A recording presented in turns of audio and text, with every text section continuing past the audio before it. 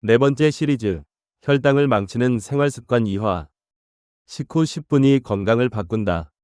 식사를 마친 뒤 단 10분의 습관이 하루 건강을 바꾸는 시작이 될 수 있습니다. 여러분은 식사를 마친 뒤 가장 먼저 무엇을 하시나요? 밥을 다 먹자마자 소파로 가서 눕거나 텔레비전을 켜시나요? 아니면 식탁에 앉은 채로 휴대폰을 들여다보며 한참을 보내시나요? 혹시 점심을 먹고 나서 바로 다시 의자에 앉아 컴퓨터 앞으로 돌아가시는 분들도 많으실 거예요. 식사를 마친 직후에 그 시간, 많은 분들이 그냥 흘려보내는 시간이에요. 잠깐 쉬거나 소화나 시키자는 생각으로 눕거나 바쁜 업무로 다시 돌아가거나 하죠. 그런데 오늘 이 영상에서 여러분께 한 가지 이야기를 드리고 싶어요. 식사를 마친 뒤 보내는 단 10분이 하루 건강에 생각보다 큰 영향을 줄 수 있다는 거예요. 많은 분들이 건강을 위해 무엇을 먹을지에 대해서는 많이 고민하세요. 어떤 음식이 좋고 어떤 음식이 안 좋은지, 어떤 식단이 효과가 있는지를 열심히 찾아보시죠. 그런데 먹은 뒤에 어떻게 지내느냐에 대해서는 상대적으로 관심이 덜한 경우가 많아요. 사실 같은 음식을 먹어도 식사 후에 어떻게 행동하느냐에 따라 몸이 그 음식을 처리하는 방식이 달라질 수 있어요. 오늘은 식후에 많은 사람들이 무심코 하는 행동들과 그 대신 시도해볼 수 있는 건강한 식후 습관들을 이야기해 드릴 거예요. 특별한 운동이나 어려운 방법이 아니에요. 식사를 마치고 나서 10분, 그 짧은 시간에 할 수 있는 아주 작은 것들이에요. 오늘 저녁 식사를 마친 뒤 딱 하나만 시도해 보실 수 있는 이야기를 가져가실 거예요. 식사를 마친 뒤 우리 몸 안에서는 어떤 일이 일어날까요? 음식을 먹으면 씹히고 삼켜진 음식이 위로 내려가요.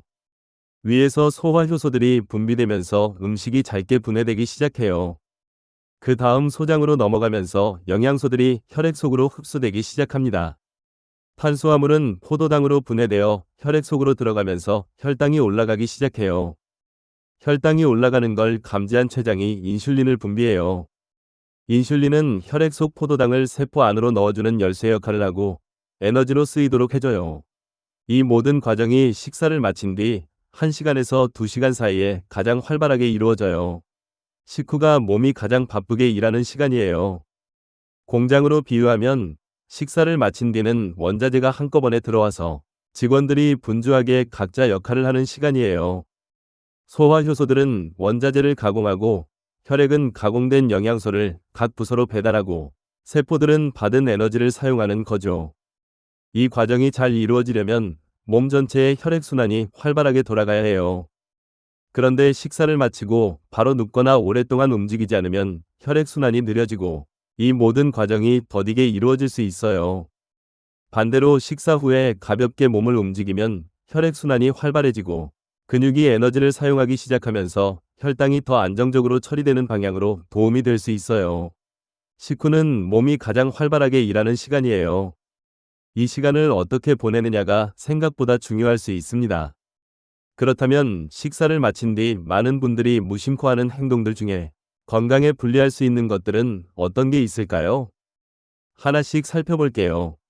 첫 번째, 바로 눕는 습관이에요. 밥 먹고 나면 눕고 싶은 느낌이 드는 분들이 많아요. 특히 점심 식사 후 졸음이 심한 분들은 잠깐 눕는 게 자연스럽게 느껴지죠. 그런데 식사 직후 바로 눕는 것은 소화 과정에 부담이 될 수 있어요. 음식이 위에서 소장으로 내려가는 과정이 누운 자세에서는 더 느려질 수 있고 위식도 역류가 생기기 쉬운 환경이 되기도 해요. 두 번째, 오래 앉아서 움직이지 않는 습관이에요. 눕는 건 아니더라도 식사 후 한두 시간을 의자에 앉아서 꼼짝도 않는 것도 아쉬운 패턴이에요. 혈당이 높아지는 시점에 근육이 전혀 움직이지 않으면 몸이 그 에너지를 처리하는데 시간이 더 걸릴 수 있어요. 세 번째, 달콤한 디저트를 추가하는 습관이에요. 밥 먹고 나서 달달한 걸 먹어야 식사가 마무리된다고 느끼시는 분들이 있어요. 이미 식사로 혈당이 올라가 있는 상태에서 당분이 더해지면 혈당이 한 번 더 올라가는 상황이 될 수 있어요. 네 번째, 단 음료를 마시는 습관이에요. 식후에 달달한 커피, 과일 주스, 탄산음료를 마시는 것도 비슷한 이유로 아쉬운 선택이 될 수 있어요. 다섯 번째, 과식한 뒤 전혀 움직이지 않는 패턴이에요. 많이 먹은 날일수록 더 피곤하고 움직이기 싫어지는 게 자연스럽지만 오히려 그럴 때 가볍게라도 움직이는 게 도움이 될 수 있어요. 이 중에 해당되는 게 있으신가요? 문제는 이런 습관을 한 번 한다고 건강이 나빠지는 게 아니에요. 매일, 매 식사 후 반복될 때 그 영향이 쌓이는 거예요. 식사를 마친 뒤 가볍게 걷는 것이 건강에 도움이 될 수 있다는 이야기 들어보신 적 있으신가요? 최근 여러 연구에서 식후에 짧은 시간 가볍게 걷는 것이 혈당 변화를 더 완만하게 만드는 데 도움이 될 수 있다는 결과들이 나오고 있어요. 왜 그럴 수 있는 걸까요? 걸을 때 다리 근육이 움직이면서 에너지를 사용하기 시작해요. 근육이 에너지를 사용한다는 건 혈액 속 포도당을 꺼내 쓰기 시작한다는 의미예요. 그러면 혈당이 더 빠르게 안정되는 방향으로 도움이 될 수 있어요. 이게 대단한 운동이 아니어도 효과가 있다는 게 흥미로운 부분이에요. 10분에서 15분 정도의 아주 가벼운 산책이에요. 빠르게 달리거나 땀을 흘릴 정도의 운동이 아니라 그냥 천천히 걷는 수준이에요. 식사 후 소화도 시킬 겸 동네를 한 바퀴 가볍게 돌거나 집안에서 왔다 갔다 하거나 계단을 한층 오르내리는 것 정도면 충분해요. 물론 이것도 모든 사람에게 똑같이 적용된다고 단정할 수는 없어요. 관절이 좋지 않으신 분들이나 특정 질환이 있으신 분들은 몸 상태에 맞게 조절하시는 게 필요하고 필요하다면 의사와 상의하세요. 하지만 걷는 것 자체가 부담이 없는 분들이라면 식후 가벼운 산책은 시작하기 쉬운 아주 좋은 습관이 될 수 있어요. 격렬한 운동보다 부담 없는 움직임이 도움이 될 수 있다는 걸 기억해 주세요. 가볍게 걷는 것 말고도 식사를 마친 뒤 바로 시도해 볼 수 있는 좋은 습관들이 있어요. 첫 번째, 물 마시기예요. 식사 후 따뜻한 물이나 따뜻한 차 한 잔을 마시는 것이에요. 달달한 음료 대신 물이나 무가당 차를 선택하는 것이 혈당에도 도움이 되고 소화에도 도움이 될 수 있어요. 두 번째, 가벼운 집안일이에요. 설거지를 하거나 식탁을 정리하거나 집을 조금 정리하는 것도 움직임이에요. 식사 후 가족과 함께 설거지를 하면서 이야기를 나누는 시간, 그 자체가 이미 식후 움직임이 되는 거예요. 세 번째, 스트레칭이에요. 거창한 스트레칭이 아니어도 돼요. 의자에 앉은 채로 팔을 위로 뻗거나 목을 천천히 돌리거나 자리에서 일어나 허리를 가볍게 돌리는 정도예요. 회사에서 점심을 먹고 나서 자리로 돌아오기 전에 잠깐 스트레칭하는 것도 좋은 습관이에요.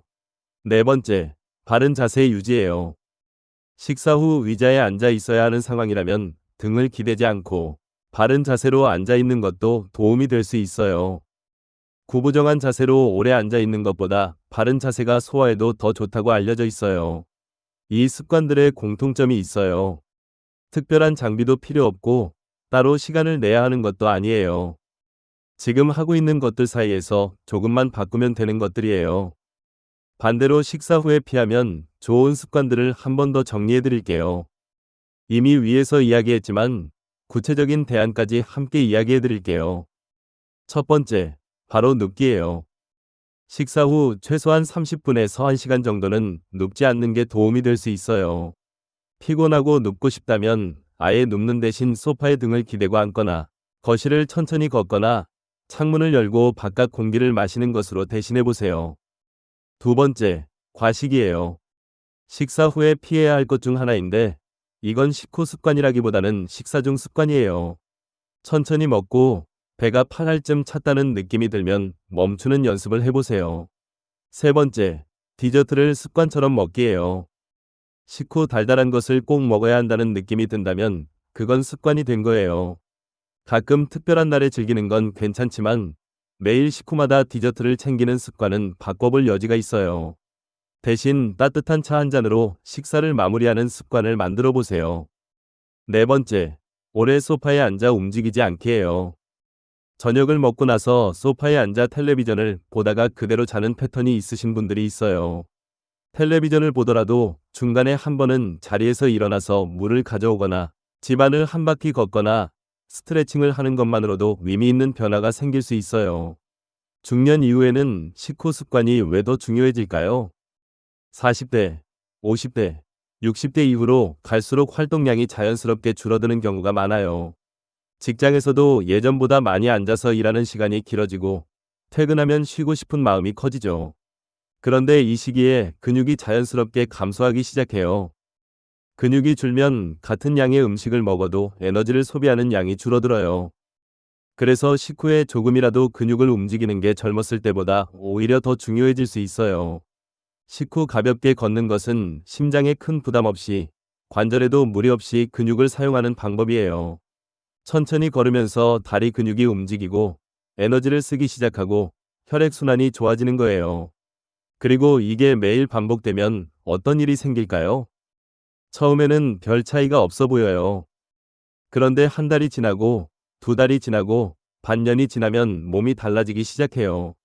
매일 관리하는 정원을 생각해 보세요. 하루 이틀 물을 준다고 정원이 확 아름다워지지는 않아요. 하지만 매일 조금씩 물을 주고 잡초를 뽑고 흙을 돌보면 어느새 꽃이 피고 풀이 풍성해지기 시작해요. 건강한 식후 습관도 마찬가지예요. 오늘 10분 걷는다고 내일 몸이 확 달라지지는 않아요. 하지만 매일 반복하면 작은 변화들이 쌓이면서 몸이 서서히 달라지기 시작합니다. 그렇다면 하루 3끼 각 식사 후에 어떻게 실천하면 될까요?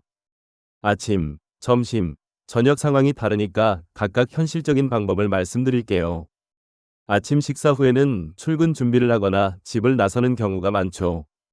식사를 마치고 나서 그릇을 직접 씻어두거나 집을 나서기 전에 현관에서 간단한 스트레칭을 해보세요. 가능하다면 회사까지 가는 길에 버스나 지하철 한 정거장을 걸어가거나 엘리베이터 대신 계단을 이용해보세요. 아침 식사 후에 이 작은 움직임이 오전 혈당 안정에 도움이 될 수 있어요. 점심 식사 후에는 자리로 바로 돌아가기 전에 화장실을 다녀오거나 빌딩 로비를 한 바퀴 돌거나 계단을 한층 오르내리는 것만으로도 충분해요. 사무실 환경에서 5분에서 10분 정도 가볍게 움직이는 것이에요. 같이 점심을 먹은 동료와 건물 주변을 한 바퀴 걷는 것도 좋아요. 저녁 식사 후에는 시간적 여유가 조금 더 있는 경우가 많아요. 가족과 함께 동네를 10분에서 15분 정도 가볍게 걷는 것이 가장 이상적이에요. 혼자라면 음악을 들으면서 혼자 산책해도 좋고 설거지를 하면서 움직이는 것도 식후 움직임이에요.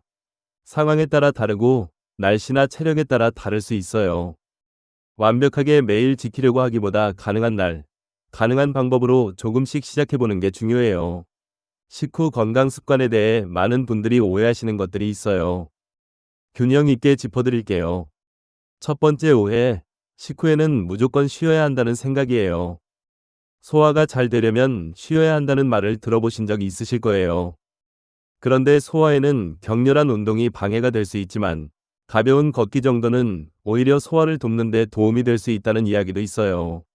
무조건 쉬는 것보다 가볍게 움직이는 것이 도움이 될 수 있어요. 두 번째 오해, 많이 걸어야만 효과가 있다는 생각이에요. 10분, 15분의 가벼운 걷기도 의미 있는 시간이에요. 1시간씩 걸어야만 효과가 있는 게 아니에요. 짧아도 규칙적으로 하는 것이 훨씬 더 중요해요. 세 번째 오해, 운동은 헬스장에서만 해야 한다는 생각이에요. 건강한 식후 움직임은 헬스장이나 특별한 공간이 필요하지 않아요. 집 앞 골목, 아파트 복도, 계단, 집 안 공간 어디서나 가능해요. 네 번째 오해, 식후 커피는 반드시 나쁘다는 생각이에요. 블랙 커피나 무가당 커피는 사람에 따라 식후에 마셔도 크게 문제가 되지 않는 경우도 있어요. 설탕이나 시럽이 많이 들어간 달달한 커피 음료가 더 주의가 필요한 부분이에요. 다섯 번째 오해, 식후 움직임은 큰 의미가 없다는 생각이에요. 작은 움직임은 작은 변화를 만들고 그 작은 변화가 매일 쌓이면 큰 변화가 됩니다. 건강을 위해 거창한 무언가를 시작해야 한다는 생각, 한 번쯤 해보셨을 거예요. 헬스장 등록을 해야 한다거나 완전히 식단을 바꿔야 한다거나 매일 몇 킬로미터씩 달려야 한다거나 하는 생각들이요. 그런데 몸은 사실 거창한 변화보다 작은 습관을 더 오래 기억해요. 식사를 마치고 나서 천천히 걸었던 10분, 엘리베이터 대신 계단을 선택한 하루, 저녁 설거지를 하면서 몸을 움직인 그 시간, 가족과 함께 동네 한 바퀴를 걸었던 조용한 저녁, 이런 평범한 시간들이 매일 쌓이면서 몸이 조금씩 달라지기 시작해요. 식후 졸음이 조금 줄어들고 저녁에 소화가 더 잘 되는 느낌이 들고 아침에 일어났을 때 몸이 조금 더 가볍고 허리 통증이 조금 줄어드는 변화들이요. 건강은 특별한 날에 만들어지는 게 아니에요. 매일 반복되는 평범한 하루가 쌓여서 건강이 만들어집니다. 오늘 저녁 식사를 마치고 나서 단 10분만 자신에게 선물해 보세요. 바깥을 10분 가볍게 걷는 것도 좋고, 집안을 왔다 갔다 하는 것도 좋고, 설거지를 하면서 몸을 움직이는 것도 좋아요. 그 10분이 내일의 건강을 바꾸는 시작이 될 수 있어요. 오늘도 끝까지 함께 해주셔서 감사합니다. 다음 영상에서는 잠과 건강의 관계를 이야기해 드릴 거예요. 잠을 적게 자면 왜 다음날 단 것이 더 당기고 식욕이 늘고 체중 관리가 어려워지는지 알고 계셨나요? 수면과 혈당, 그리고 식욕 호르몬 사이의 연결고리를 쉽고 재미있게 풀어드릴 거예요. 잠을 잘 자는 것이 왜 다이어트보다 먼저일 수 있는지 다음 영상에서 함께 알아보겠습니다.